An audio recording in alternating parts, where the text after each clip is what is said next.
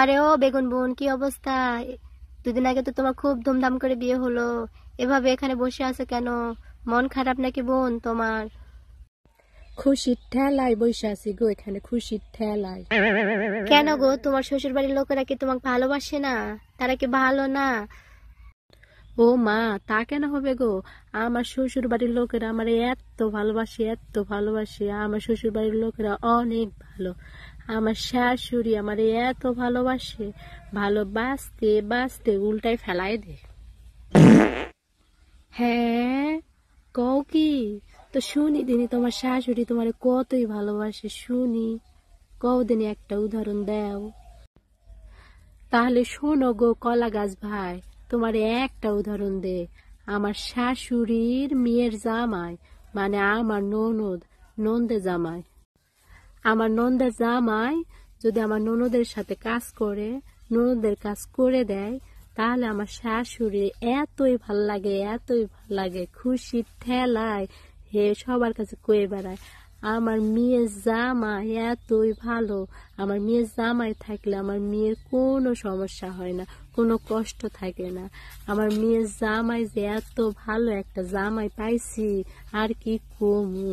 আমার জামাই থাকলে আমার মেয়ের কিচ্ছু করা লাগে না, কিচ্ছু করা লাগে না। আর আমার শাশুড়ির ছেলে, মানে আমার জামাই, যদি আমার কোনো কাজে সাহায্য করে, তাহলে আর আমার শাশুড়ির ভাল লাগে না, আর সহ্য হয় না। হে সবার কাছে কয়ে বেড়ায় আমার পোলায় বউয়ের কথায় ওঠে আর বসে, বউরে ডরায়, বউ যা কয় তাই শোনে। এ মা, কও কি গো? নিজের মাইয়ার বেলায় সব ঠিকঠাক, সব ভাল লাগে, পরের মাইয়ার বেলায় আর কোনো কিছু ঠিক থাকে না, আর সহ্য হয় না। হায় রে দুনিয়া! বিয়ের আগে কত কথা গো কলা গাছ ভাই। মাইয়া বিয়ে দিতেছি, আবার আরেকটা মাইয়া বিয়ে করে নিয়ে যাইতেছি। আমরা পোলার বউ নিয়ে যাইতেছি না, মাইয়া নিয়ে যাইতেছি। আমার বাড়িতে আমার পোলার বউ মাইয়ার মতো করে থাকবে, মাইয়ার মতো আদর যত্ন পাইবে, আর মাইয়ার মতো করেই ভালোবাসবো আমরা।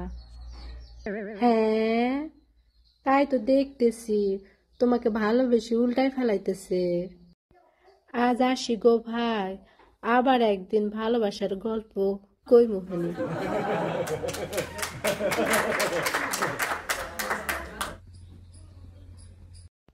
কি শুধু দেখলে হবে? লাইক করো, কমেন্ট করো, ভালো লাগলে বেশি বেশি করে শেয়ার করো।